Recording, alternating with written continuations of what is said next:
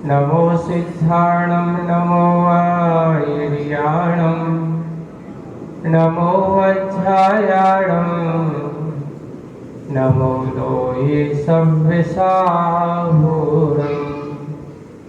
बोलिए पंच परमेष्टि भगवंतों की, शासन नायक भगवान महावीर स्वामी की, मूल नायक देवादिदेव 1008 श्री चंद्रप्र भगवान की, परम पूज्य आचार्य गुरुदेव श्री विद्यासागर जी महाराज की, परम पूज्य मुनि श्री अजित सागर जी महाराज की, परम पूज्य मुनि संघ की।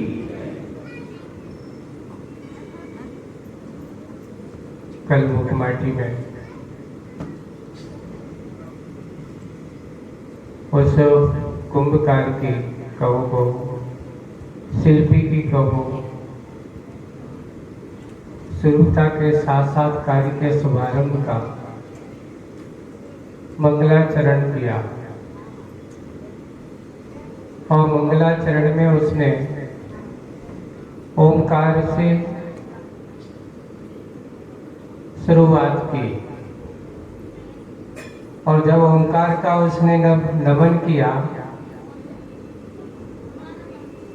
तो उसने अपने अंदर के अहंकार का भवन किया।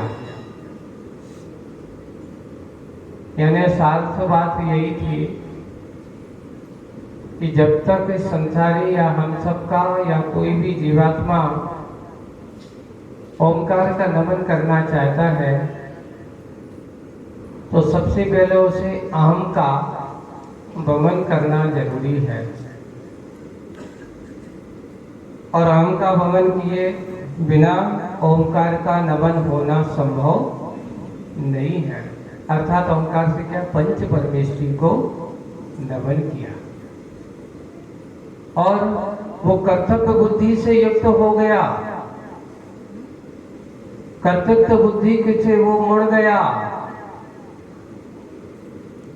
दो बुद्धि होती है, कर्तव्य बुद्धि मैं करता हूं, मैं ही ऐसा करने वाला हूं, नहीं, मेरा ऐसा धर्म है, मुझे ऐसा करना चाहिए, पूजन करना मेरा परम धर्म है, ये कर्तव्य है। अपने से परिवार जनों के बड़े बुजुर्गों की सेवा करना मेरा धर्म है, ये कर्तव्य है। लेकिन नहीं, मैं ही करूंगा, मैं ही इसका करने वाला हूं, सिर्फ मेरा अधिकार है, ऐसा जो कथन होता है ये कर्तृत्व बुद्धि हो जाती है। इसलिए लोगों को कर्तव्य बुद्धि परायण होना चाहिए, कर्तृत्व बुद्धि परायण नहीं होना चाहिए। आज प्रायः लोग संसार में ज्यादातर कर्तृत्व बुद्धि परायण होते हैं, कर्तव्य बुद्धि परायण बहुत कम होते हैं। और वही किया गया। माटी के खोदने की क्रिया करने के पहले उस शिल्पी ने, उस कुंभकार ने पंच परमेष्टि का स्मरण किया, अपने अहम का वमन किया और अपनी दृष्टि, अपनी बुद्धि को कर्तव्य बुद्धि में परिवर्तित किया। अपने कर्तृत्व बने को छोड़ करके कर्तव्य के मार्ग पर लग गया और वह अपनी आर्य की परंपराओं को चलाने वाला। देखिए, ऐसा करने वाला ही आर्य होता है, जिनके अंदर धर्म के प्रति, अपने आदर्शों के प्रति श्रद्धान हो, जिनको अपने महापुरुषों को स्मरण करके पंच परमेष्टि आदि जो भी है उनके अपने आराध्यों को स्मरण करके अपने कार्य की शुरुआत करता है, वही आर्य माना जाता है। यही हमारी आर्य परंपरा है, धर्म परंपरा है। और वही कहा कि आर्य कार्य की निष्पत्ति तक उनको स्मरण करना अनिवार्य है। जब तक कार्य पूरा ना हो जाए तब तक तुझे अपनी कर्तव्य बुद्धि को रखना है, कर्तव्य बुद्धि को नहीं रखना है। और ऐसा करते ही कार्य की शुरुआत करने जा रहा है। चलते हैं मुखमाटी में आगे। पेज नंबर 29 पर हम आगे बढ़ते हैं। आगे बढ़ती है कलम कि क्या दशा होती है, आगे क्या हो रहा है। देखिए एक नया प्रसंग सामने लाया जा रहा है, आपको एक नया प्रसंग प्रस्तुत किया जा रहा है। क्या हो रहा है? अरे अरे यह क्या, जैसे आश्चर्य भरी दृष्टि। अपन कहते अरे का अर्थ होता है आश्चर्य भरी दृष्टि। अरे अरे यह क्या, कौन सा कर्तव्य है, किससे निर्दिष्ट है? प्रश्न खड़े हो रहे हैं कि कौन सा कर्तव्य है, किससे निर्दिष्ट है, किस मंतव्य से किया जा रहा है। सामने ही सामने देखो, सामने ही सामने माटी के माथे पर मार पड़ रही है। क्या पड़ रही है? मार पड़ रही है क्रूर कठोर कुदाली से। क्रूर क्यों? क्योंकि पैनी है। कठोर अर्थात काय की है? लोहे की है, सो कठोर है। उसको मार पड़ रही है क्रूर कठोर कुदाली से, खोदी जा रही है माटी।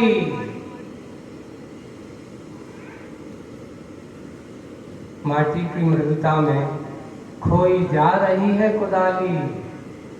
जैसी भी वो ऊपर से पटकता है और प्रहार करता है, कुदाली पूरी की पूरी माटी के अंदर चली जाती है, समा जाती है।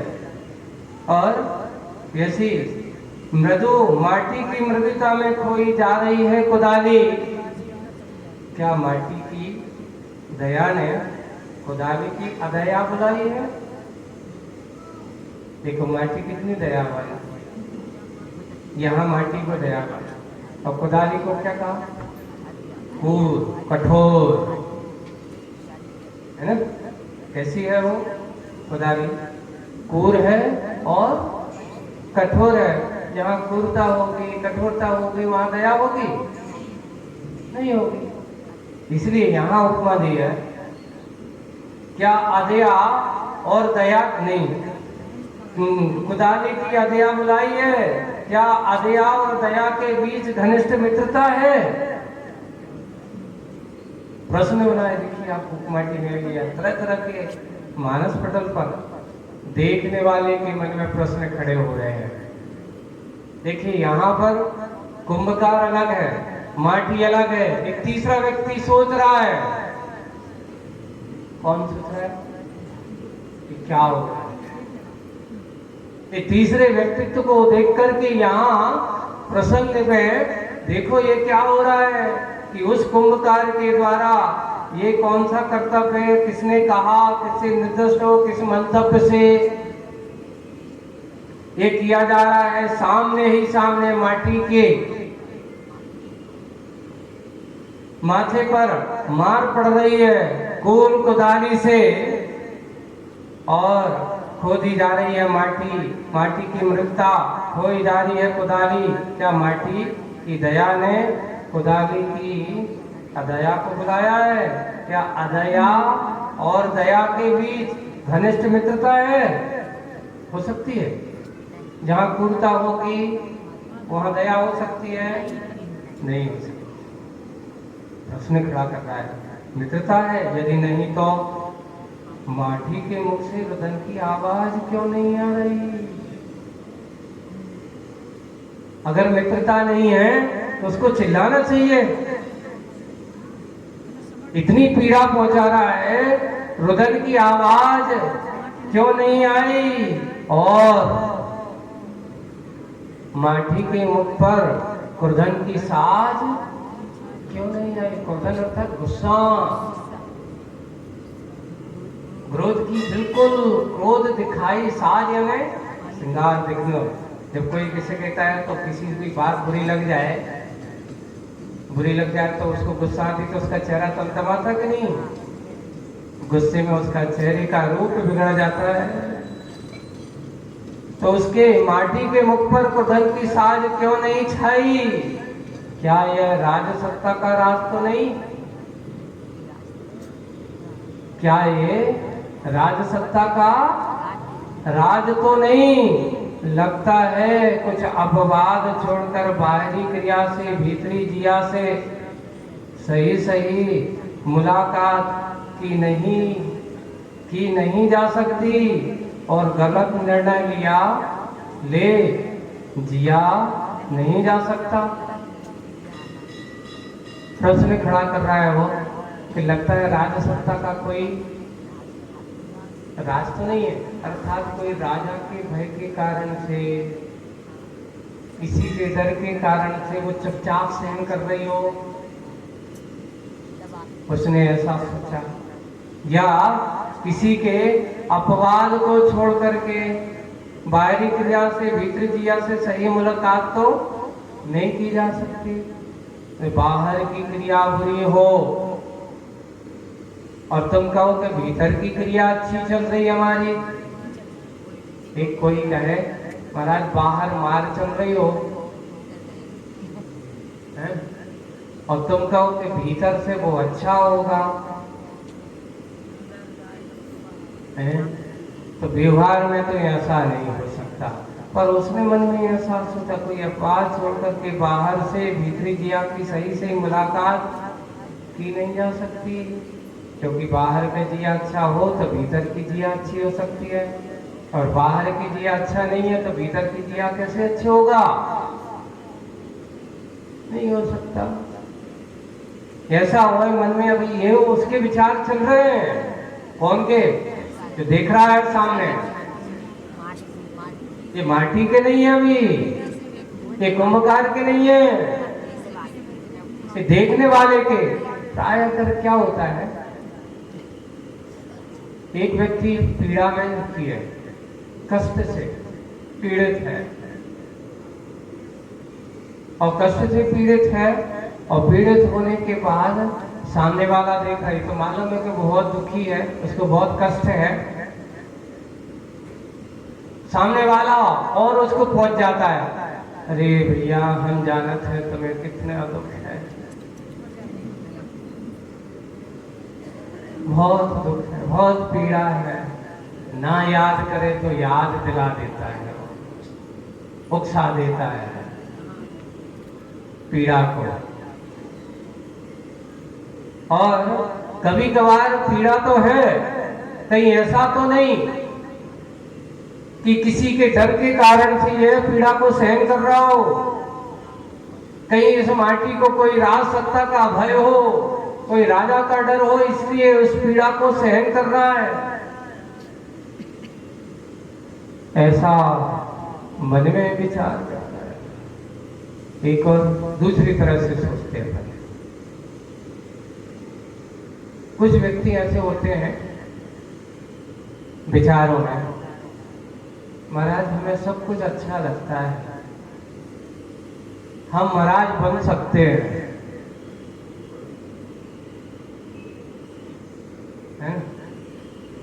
बस थोड़ा सा एक सुधार होता तो हमें महाराज बनने में कोई तकलीफ नहीं थी।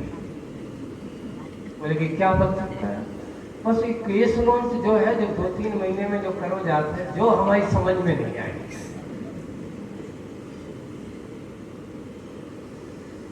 हम पैदल चलने तैयार हैं, हम एक बार भोजन करने में हमें कोई दिक्कत नहीं है, बस जो थोड़ा सा एक हमारी समझ में अगर जो नहीं हो तो ना, तो हम तो महाराज बनने में आज बिल्कुल तैयार हैं कि अच्छा महाराज। वो सोचता है क्या पता समझी में नहीं आते ऐसे कष्ट सहने से, जब वो इसके बिना मोक्ष नहीं मिल सकता।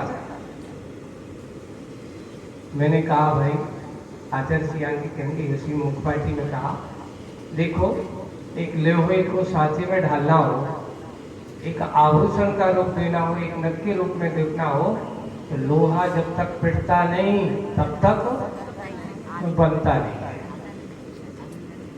लोहा पिटेगा तो बनेगा, लोहा तपेगा तो ढलेगा, और जितना जितना तुम्हें क्या करना है, सांचे में डालना है। जब तक लोहे की कीमत देखिए आप गौर करना कितनी कीमत होती है। आप एक छोटा सा टुकड़ा, एक छोटा सा टुकड़ा जब कील के रूप में था या कील के रूप में था, उसको उठाया, एक अच्छे बड़े अच्छे तकनीक उसके हाथ में पहुंच गया, हाथ में पहुंच गया, उसने अच्छे से उसको तराशा, तपाया, बनाया और एक अच्छे हवाई जहाज या बहुत बड़ी कीमती चीज का एक पुर्जा बना दिया, एक पुर्जा बना दिया। देखिए आप, एक छोटे से पुर्जे की कीमत ₹1,00,000। और जब तक वो कील के रूप में था, जड़ जमीन में पड़ा था, कोई कीमत नहीं थी, डली रहती, हजारों कीलें डली होंगी यहाँ पे, कोई उसकी ओर दृष्टि नहीं करता। और मान लो उसी को अगर कोई अच्छा जो कीमती पुर्जा है और उसको बना देता है, ढाल देता है, तो जमीन पे, अरे भैया उसकी लाने तो विशेष बॉक्स बनेगा, कुछ गड़बड़ ना हो जाए। लोहे की कीमत देखो, तरासा था, कीमती बना, और जब तक तरासा नहीं गया तो उसकी कोई कीमत नहीं होगी। वैसे ही बंधो, आज आप महाराजों को जो जितना अपने आप को साधना और संघर्ष के क्षेत्र में और अपनी आंतरिक शक्ति और आत्मिक बल को आगे बढ़ाता चला जाता है, वही उतना अपने आप के करीब स्वाधीन बनाता चला जाता है। आचार्य जी का एक बहुत अच्छा सिद्धांत है, हम लोगों को, साधु को कभी 3 चीजें कभी पराधीन नहीं होना चाहिए। बहुत अच्छे सुनना, एक संत पर आपको सुनाते हैं। प्रसंग था मुक्तागिरी का, एक महाराज का, उस समय वो छल्लक जी थे, आज मुनि महाराज हैं वे।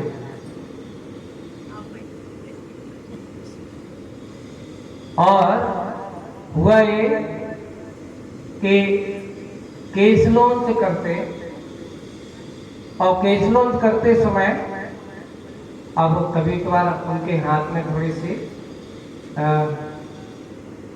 बीमारी जैसी फट जाती ना, ऐसा हो तकलीफ हो जाए, तो उस समय तो नहीं था। वैसे केस लॉन्च करते समय अब क्या करें, अब तो एक दूसरे से करा दें, हर बार करा दें। इस बार आचार्य जी ने कहा नहीं, केस लॉन्च तो अपने हाथ से ही करना चाहिए, भला ही आपको धीरे धीरे हो, कैसे भी हो, पर केस लॉन्च तो काम क्या है, आप तो अपना उपास है, तुमको विकल्प है नहीं है, कर लेंगे फिर। अब उस समय वो छल्लक जी थे, ठीक है। अब वो आचार्य जी गए, पूछा, जंगल से आए, जंगल से आते तो हम लोग ब्रह्मचारी थे उस समय, महाराज जी केस लॉन्च हो रहे हैं और तकलीफ हो रही है थोड़ी सी, आप आशीर्वाद दे दो। उनका थोड़ा सा पित्त बढ़ रहा है। आचार्य जी गए, देखा, क्यों, क्या हो गया? बोले कि तुम तो छल्लकी हो, एक काम करो, अब जितने हो गए सो हो गए, ठीक है, एक काम करो, नाई को बुला दो।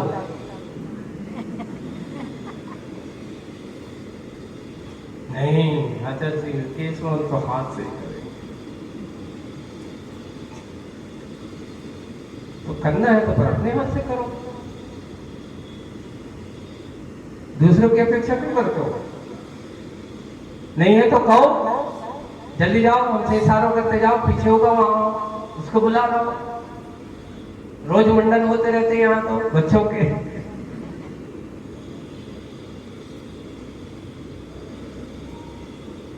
और उन्होंने कहा नहीं नहीं महाराज नहीं, हम करेंगे। अब क्या करेंगे तो कैसे करेंगे? करें तो तुम्हें करना है, कोई दूसरे के भरोसे बैठोगे। इसलिए ये मत कहो कि मुझे केस लॉन्च करना है तो तुम्हारे लिए कोई अलग से आदमी आएगा, तो ऐसा केस लॉन्च तुम्हारा और उस आदमी के आने में तो नाई को बुलवा में क्या फायदा? केसवन करने वाला आएगा, वो हमारा केसवन करेगा, यानी तुम पराधीन हो गए। कभी भी केसवन की क्रिया, ये मूल गुण है अपना, आचार्य जी कहते हैं। और मूल गुण कभी पराश्रित नहीं होते, शाश्रित ही हुआ करते हैं। ऐसे ही शाश्रित हमें क्रिया करना है।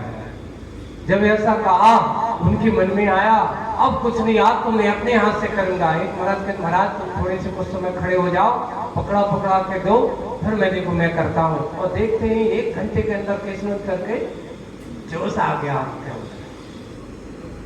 आचार्य सिंह के पास गए, आचार्य सिंह नमोस्तु, क्यों कराए तो नहीं? हाँ पूरे हाथ से किए आचार्य सिंह। आपने जब कहा तो मैंने कहा नहीं। उसके बाद फिर देखा, अगली बार से उनके केस नोच अपने आप अपने हाथ से हो, और आज भी अपने हाथ से केस नोच करते हैं। तुमने चंद्र सागर जी महाराज का नाम सुना? हमारे मुनि श्री चंद्र सागर जी महाराज आज भी बिल्कुल अच्छी चर्या इतने उम्र में। उस समय जब उनको थोड़ा सा पित्त की बीमारी या इस प्रकार का होता था, तो उनको ऐसा कभी हो जाता था, तो आचार्य सिंह ने ऐसा कहा, देखो कभी कभार डांट में शिष्य का उपकार छुपा होता है। इसलिए आचार्य श्री हम लोगों को बड़े साथ एक 3 चीजें, एक केसलोन, साधु का कभी पराधीन नहीं होना चाहिए। आहार चर्या, कभी इंतजार मत करो कि वो नहीं आओगे तो हम कैसे जाएं। एक विहार, आहार विहार केसलोन, ये कभी पराधीन नहीं होना चाहिए। अगर ये पराधीन हो गए तो साधु कभी भी अपने आगे मार्ग पर चल ही नहीं सकते। बस ऐसे ही आज लोग क्या करते हैं, महाराज केसवन बहुत दूर हो जाए तो हम तो मुनि आज बन जाए। बहुत कठिन होता है, वही थोड़े से कठिन करना ये पड़ेगा। आचार्य से हम लोगों को एक सूत्र देते थे, केसलोंच क्या है साधु का। जैसे एक बच्चा स्कूल में पढ़ता है ना, तो हर 3 माह में परीक्षा होती है, 3 माह में होती है, 6 माह में होती है, फिर एक टेस्ट और हो जाता है। हर 3 महीने में उसका टेस्ट चलता ही रहता है, उसकी परीक्षा होती रहती है। और वो परीक्षा अच्छे से देता तब सफल होता है। बस यही है, हर माह नहीं, हर 3 माह में, 4 माह में, कोई 2 उत्कृष्ट 2 माह में साधु अपने संयम वैराग्य की परीक्षा देता है। किसकी परीक्षा देता है? साधु का केसलोन, मुनि महाराज का केसलोन उसकी वैराग्य की, अपने संयम की परीक्षा का प्रतीक होता है। आचार्य जी कहते ये हमारे वैराग्य, हमारे संयम की परीक्षा का पेपर है। जो जितना परीक्षा में सफल होता है वो कभी पीछे नहीं आता।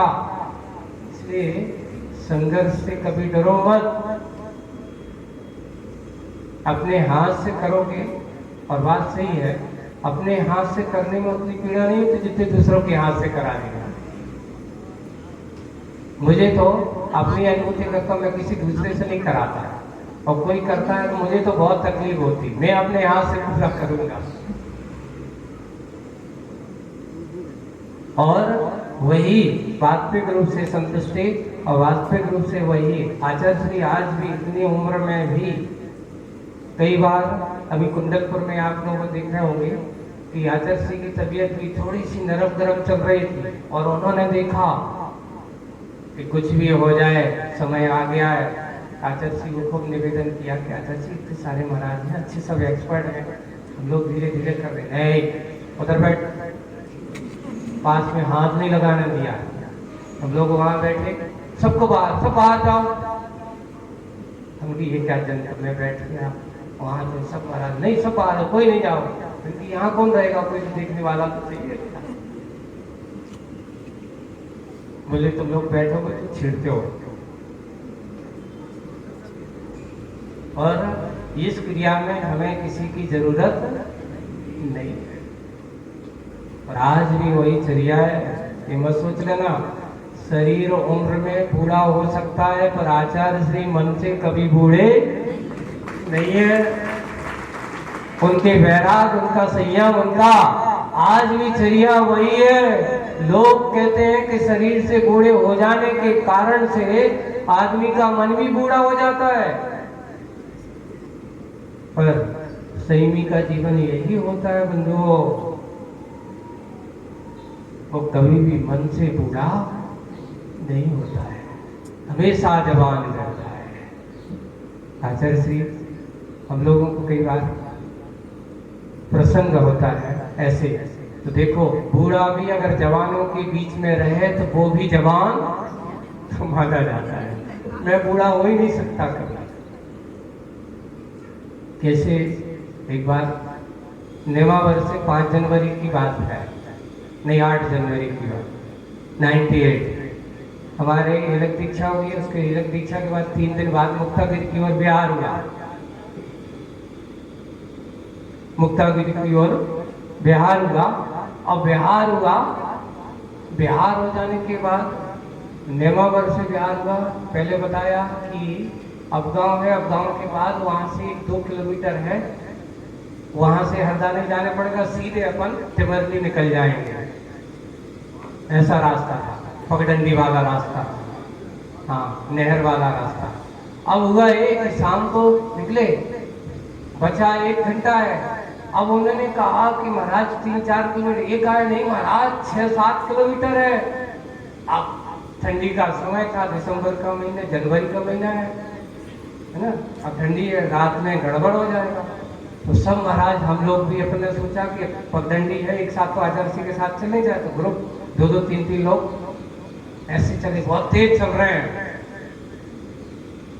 तो हम 3 महाराज थे आगे, और आचार्य से थोड़ी सी ज्यादा से ज्यादा इतना पीछे होगा जितना अपना ये गेट है, इतने पीछे हम लोगों के। और वो देख रहे हैं तो बहुत तेज चल रहे हैं।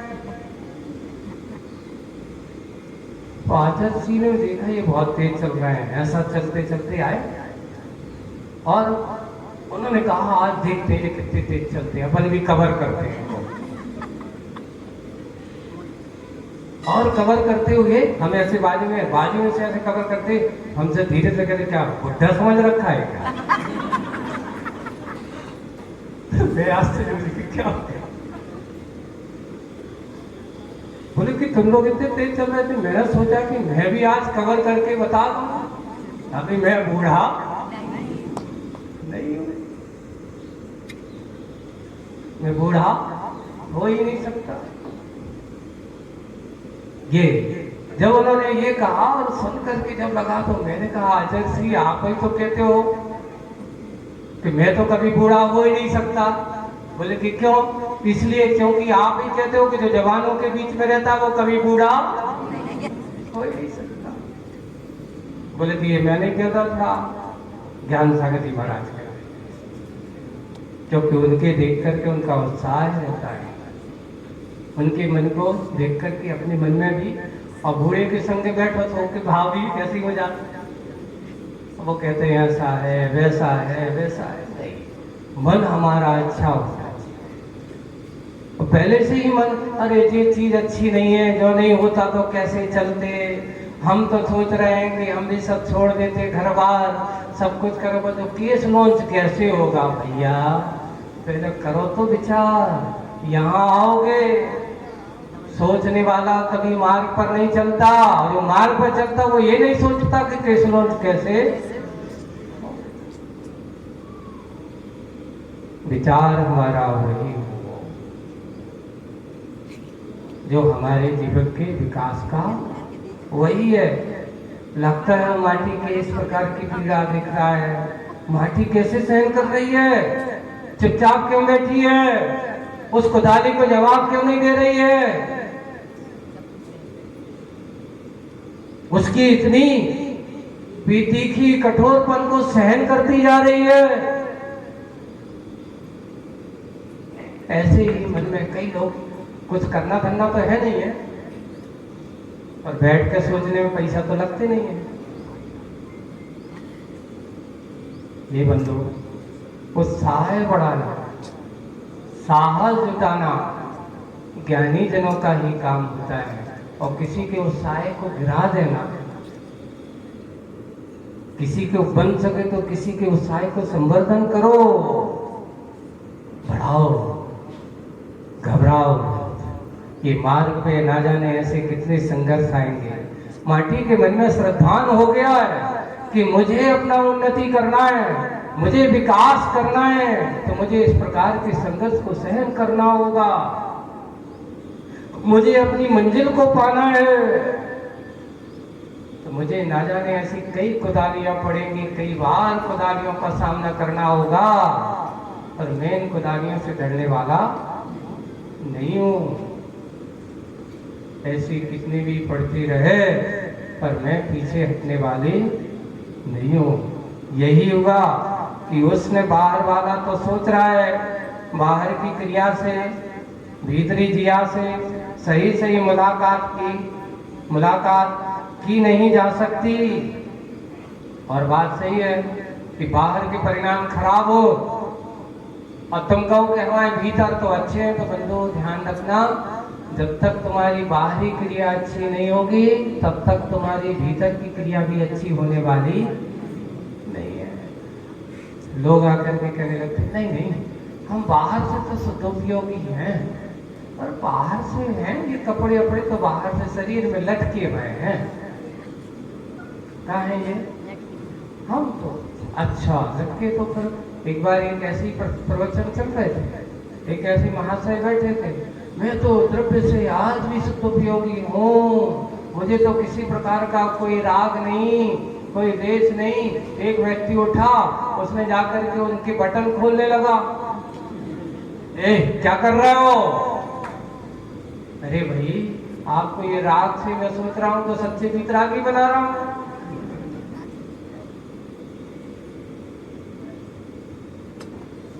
यानी जब तुमने पहना था राग से पहना था कि वितराग भाव से पहना था?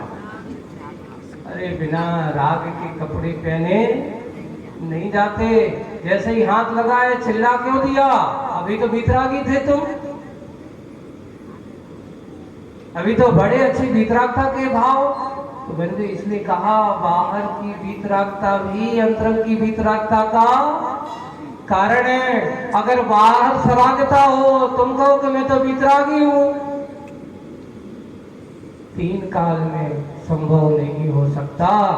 इसलिए कहा, जब तक द्रव्य लिंग तुम्हारे पास नहीं होगा तब तक तुझे भाव लिंग की अनुभूति नहीं होगी। बाहर की क्रिया ही अंतरंग क्रिया का कारण है। ये मुखमाटी का रहस्य आप लोगों को यहाँ पर बताया कि यहाँ बाहर की क्रिया से, भीतरी जिया से सही सही मुलाकात की जा सकती है, और गलत निर्णय ले जिया नहीं जा सकता। तुम कहो कि मेरा कदम गलत है, मेरा निर्णय गलत है, मेरा कार्य गलत है, और मैं जो करूंगा वो सही होगा, कभी नहीं हो सकता। जैसे एक साथ दो ही काम नहीं हो सकते कि तुम कहो कि हमें मोक्ष भी मिल जाए और घर भी ना छूटे। ऐसा हो सकता है? नहीं हो सकता। स्पष्ट कहा, एक साथ ना तो राग रह सकता है और ना जिस समय वितराग भाव रहेगा उस समय राग भाव नहीं रहेगा, जिस समय राग भाव होगा उस समय वितराग भाव नहीं रहेगा। ऐसी गलत निर्णय ले, कोई भी ये कहे कि गलत निर्णय लेकर के जिया जा नहीं सकता, और योगी जीवन शंका प्रतिशंका, न जाने शंका और प्रतिशंकाएं करते करते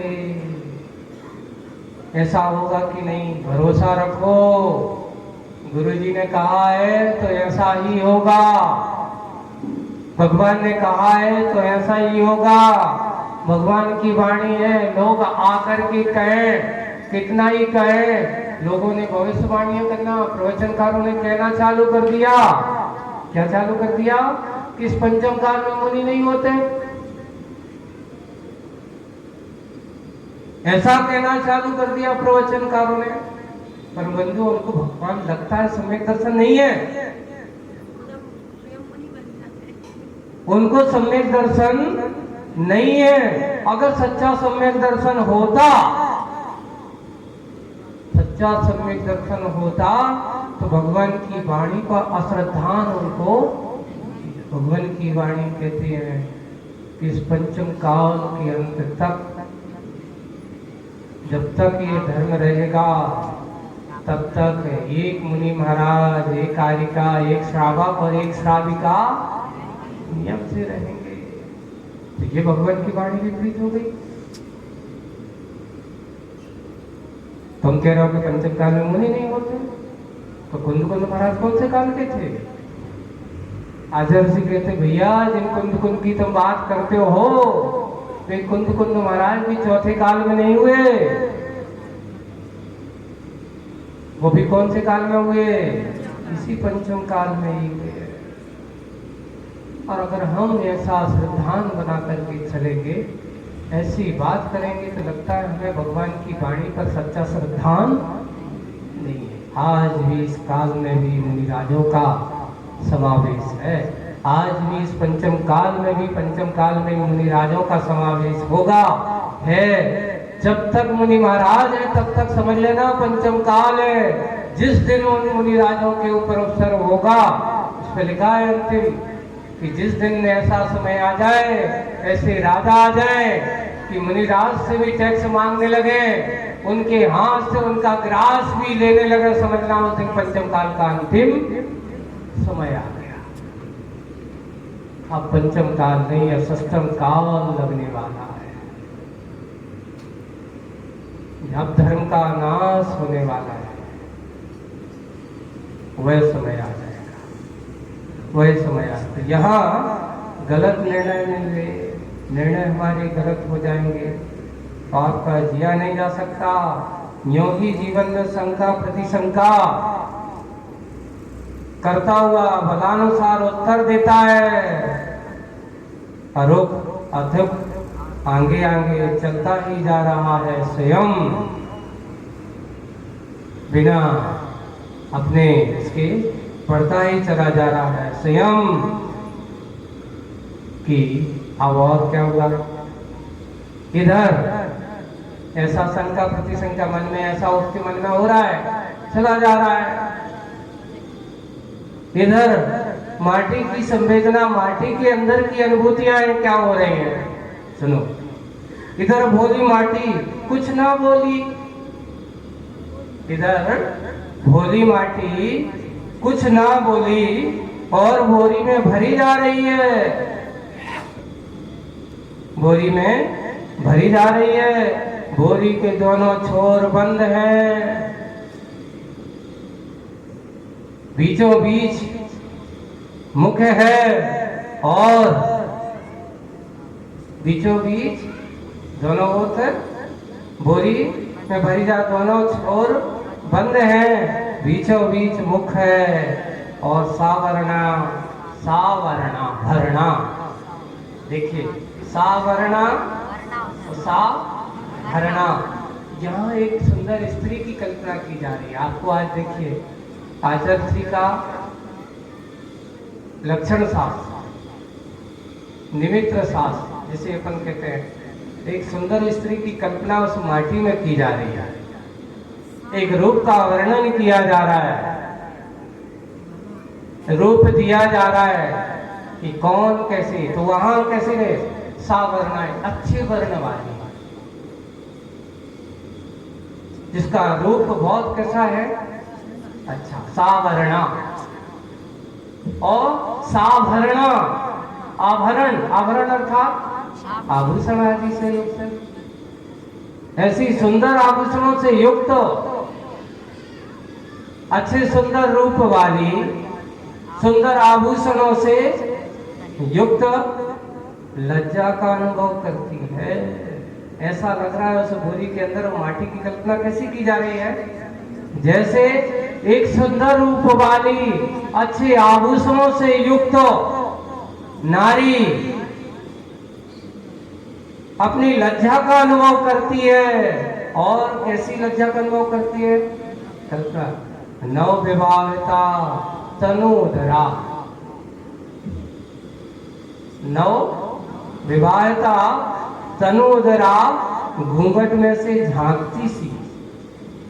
अब बोरियों में भरी है तो बोरियों कहीं कहीं से फटी होगी या कोई जो होल होगा, तो वहां से माटी ऐसी लग रही है जैसे नववधु है। अब आप लोग सोचते महाराज ये सब आचार्य कहाँ देखते होंगे? तो ये बस सोच लो कि जब रहे हैं ज्ञान सागर जी महाराज के साहित्य में जब देखेंगे तो उसमें तो और इतना गृहस्थ जीवन के श्रृंगार रस का ऐसे सारी की सारी, जब वो सुलोचना और उसका क्या नाम जय कुमार के विवाह का वर्णन का प्रकरण पढ़ते हैं तो वहां तो ऐसा ऐसा शब्द आचार्य सिंह कहते, कल्पना तुम लोग भी नहीं सोच सकते इतने सुंदरता श्रृंगार रस भरा पड़ा है। यहाँ वही ऐसे सुंदर अनुभव करती हुई नए विवाहता तनूधरा, तनूधरा कर मोटी ताजी नहीं, स्लिम बॉडी जिसे अपन को है ना, जिसका पेट नहीं है, बड़ा नहीं है, इसको तनूधरा, जिसका उदर छोटा है इसको बोलते हैं तनूधरा। ये शब्द दिया है। ऐसे जैसे कैसी लग रही है वो माटी बोरियों में, ऐसी लग रही है जैसे घूंघट में से झांकती नवविवाहिता तनूधरा, सुंदर रूप वाली, सावरण आभूषणों से युक्त। अब आप लोग सोचना ना, आज घूंघट है कि नहीं? घूंघट ही नहीं बचो।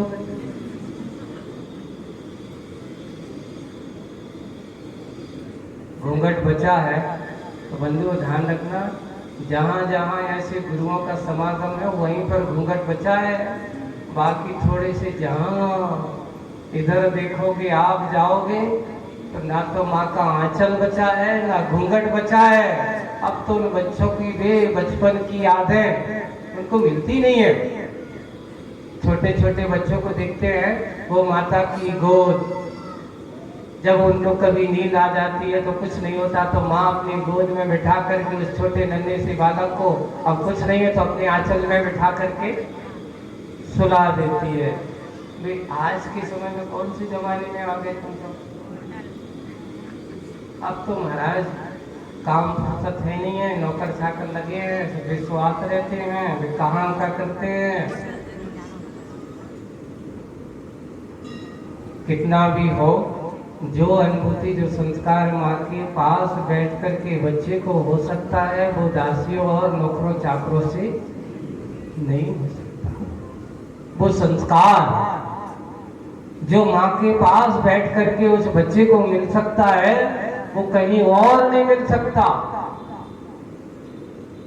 इसलिए माँ को एक बहुत अच्छी कल्पना आगे आचार्य श्री और उसमें अच्छे खोल रहे हैं कि इस प्रकार घूंघट से झांकती सी बार बार बस बोरी में से झांक रही है। कौन झांक रही है? वो माटी ऐसी झांक रही जैसे नवविवाहिता जो है तनु कभी देखती तो धीरे से उठा के देखती है और फिर धीरे से घूंघट डाल देती है। आज अगर कोई घूंघट डाले तो लगता है पुराने जमाने की आ गई है।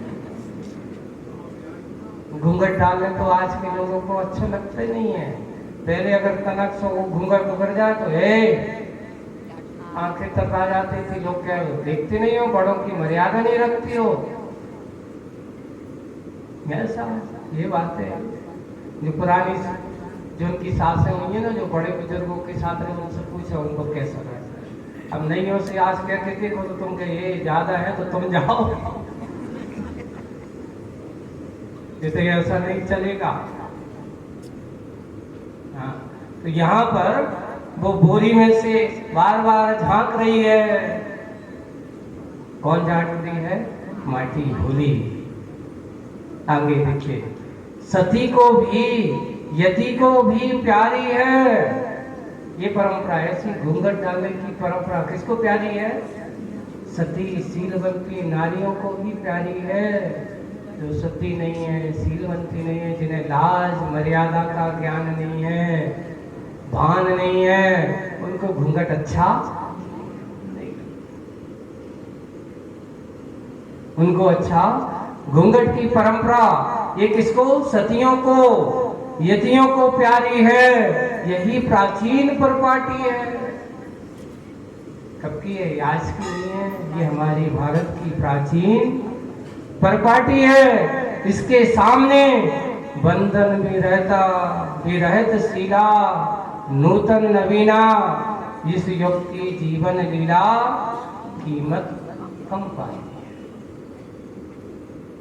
अगर ऐसी प्राचीन परिपाटी से चलता है तो वह सम्मान पाते हैं, और जो इसके सामने बंधन भी रहती शीला, एक विकृति कहो या विसंगति कहो, वही यहाँ पर चित्रण किया जा रहा है कि जो इसको बंधन समझते हैं, जो इसको अच्छा नहीं समझते हैं, विरहित शीला, जिनका शील स्वभाव इससे रहित हो रहा है, इसको अच्छा नहीं मान रहे हैं, समझ लेना ये नूतन नवीना, ये नवयुग की नूतन नवीना, ऐसी नारी, ऐसी स्त्रियां इस युग की जीवन क्या है?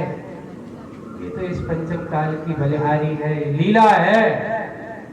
जो आज शील को अच्छा नहीं समझते, घूंघट को अच्छा नहीं समझते, ये तो कीमत कम पाते। उनको अपनी कीमत समझ में, देखिए हीरे और रत्नों को जितने अच्छे से छुपा के रखोगे उतनी इसकी कीमत बढ़ती है, और ज्यादा तुम उजागर करोगे तो कीमत और चमक दोनों घटती है ना? वैसे ही कहा, ये स्त्री पर्याय हो चाहे कोई भी हो, नवरत्ना हो, उनके लिए भी कहा कि जितना जितना वह मर्यादा में जितने अपने आप को संभाल करके रखते हैं, उतना उतना उनका जीवन सुरक्षित रहता है। आज हम आधुनिक शिक्षा के क्षेत्र में हैं, लोगों को इतना है कि महाराज हर जगह नियम कायदा होते, नारियों के साथ ऐसा नियम कायदा क्यों लगाया जा रहा है? आज हम लोकतंत्र में जी रहे हैं, लोकतंत्र में सब में समानता का अधिकार है, बिल्कुल अधिकार है बंधुओं, पर समानता के अधिकार में इतनी समानता भी ना कर दो कि तुम अपनी पर्यायगत समस्याओं को उजागर कर दो। और उसी का परिणाम है कि आए दिन हमने लोकतंत्र का बहाना लिया, और लोकतंत्र की आड़ में ना जाने हमने अपने आप को, शरीर को क्या कर दिया? प्रदर्शन का विषय बना दिया, अंग प्रदर्शन का विषय बना दिया। उसी का दुष्परिणाम ये कि आए दिन, अभी लिखा था, एक सर्वे आया था, भारत जैसे देशों में हर 6-7 मिनट में नारियों के ऊपर अत्याचार हो रहे हैं, हर 6-7 मिनट में दुराचार की किस्साएं हो रहे हैं। क्यों? क्योंकि नारी का शरीर के लिए कहा कि जो जितना ढका रहेगा उसकी मर्यादा से उसके दूसरे सीमित रहेंगे। अगर उसके शरीर का प्रदर्शन होगा, लोगों के अंदर की दृष्टियां बदलती हैं, वासनाओं की उद्वेग जागृत होते हैं, और उसके परिणाम ये होते हैं कि आए दिन ऐसे ऐसे कांड देखने को मिले हैं जिन्हें देख करके सुन करके रोंगटे खड़े हो जाते हैं, रोंगटे खड़े हो जाते हैं। अब हो सकता है ऐसी विसंगतियां समाज में, देश में, परिवारों में, ये हमें अपने आप को सोचने की जरूरत है। आज अगर हम मंदिर में लिख दें कि यहाँ पर कोई भी जीन्स टॉप ऐसे पहन कर के आए, तो वहां के लोग उखड़ जाते, ये क्या है? ये मंदिर में ऐसे वस्त्र पहन करके आना मना है, तो लोग हंसते हैं कि तुम कौन से जमाने में जी रहे हो। यानी लोगों को आज अच्छी बातें अच्छी नहीं लगती, बुरी बातें पसंद आ रही हैं। हम इतने ज्यादा पढ़े लिखे ना बने, हम तो आदर्शी बार बार कहते थे पहले के लोग पढ़े लिखे कम, संस्कारित ज्यादा होते हैं, है ना। और आज के लोग कैसे हैं? पढ़े लिखे ज्यादा हैं और संस्कारित नहीं है। तो कौन अच्छा बताओ? मूर्ख अच्छो है, पढ़ो लिखो मूर्ख से, बिना पढ़ो मूर्ख अच्छा है। क्योंकि जो जान करके भी अनजान बना हो वो अज्ञानी नहीं, महाअज्ञानी माना जाता है। और जो नहीं जानता और अनजाने के कारण से उसको इस प्रकार की अज्ञानता का कार्य होता है और फिर भी नहीं मानता, तो उससे बड़ा और दूसरा कोई महाअज्ञानी नहीं हो सकता। हमें इस चीज को यहाँ पर देखना, कीमत कम पाते हैं। इसलिए आज के जो प्रसंग में जो माटी की बात कही गई है, वो उस माटी के माध्यम से आपको बहुत बड़ी रहस्य की बात आप तक पहुंची है, और वही रहस्य की बात आप तक और पहुंचती चली जाएगी। आज से बस इतना ही। यहाँ से हम अपने कार्य को, अपनी क्रियाओं को समझने की कोशिश करेंगे। जितना जितना हम अपने आप को संभालने की नहीं, सुधारने की कोशिश करेंगे, उतना ही आपकी अपने जीवन की सुंदर बनाने का कार्य हो सकता है।